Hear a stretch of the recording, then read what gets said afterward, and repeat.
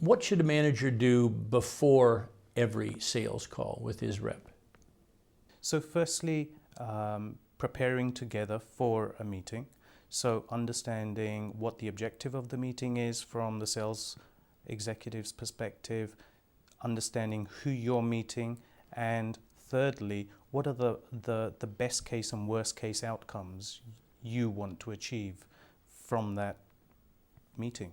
In terms of allaying any fears, I think the important thing is re-emphasizing the fact that you're there to support them in that dialogue, in that engagement. Allowing the sales executive to actually explain what role they want you as sales manager, sales executive to play in that meeting starts building the confidence in the relationship, which means that in subsequent discussions and meetings of this type, I've always found that any fears no longer exist, even if they had at the start of the relationship. What is the consequence of playing the role of super rep on a joint call? It's very dangerous to actually turn into super rep, as you put it, and take total control of the meeting and the engagement. I think it's bad in terms of the relationship you have with your sales guy, because it starts eroding their confidence. And as we all know, salespeople who aren't confident are really very effective. Secondly, I think it also undermines the sales exec's relationship with the client, which means that they themselves become increasingly less effective in the eyes of the client. And ultimately, people buy from people. And if a client feels that their sales exec isn't one that has the authority or the ability to meet their needs, that's a relationship that will end very rapidly. A question, let's assume that I'm your manager. We're going on a sales call. We're in the customer's office. How would you introduce me? In terms of the introduction, I think it is as sales manager, director of sales, EVP of sales, whatever the role it is that you're fulfilling in the organization. I think what's important, however, is to be clear about the reason that the manager is joining the meeting. And importantly, as part of that reason, explaining the value for the client of meeting this individual as well. What should a manager do after every sales call?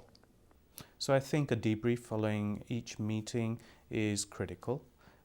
In that debrief, it's important to cover not just what occurred during the meeting and discuss and agree between yourselves how, if any things could have been improved, how they could have been improved. Secondly, being clear about the takeaways from the meeting itself in terms of actions, but also new information critically that was gleaned from that dialogue.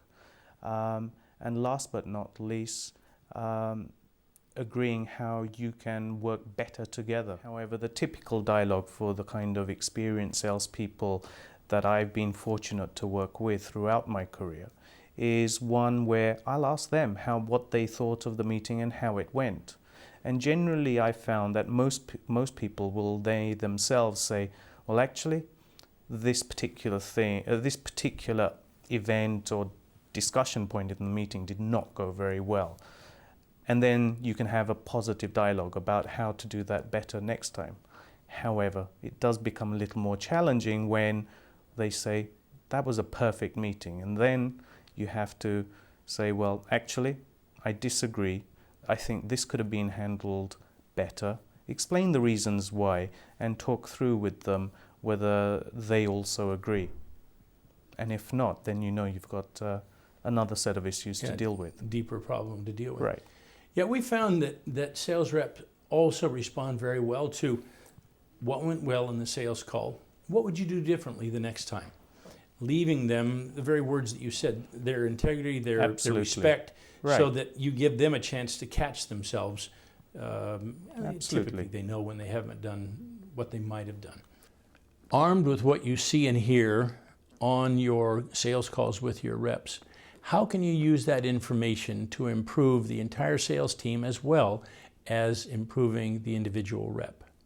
The output of these meetings should be feedback into the sales team about product strategy, positioning, about negotiation strategies, about how they themselves can be more effective in future meetings of this particular type. Mm-hmm. So I think if you're not doing this, it's a massive missed opportunity. And so that may be a way of feeding into your sales meetings. Absolutely. As you're dealing with them, you Absolutely. see this is happening with several of the calls, several of the people. That becomes a foundation for maybe some training for them. Absolutely.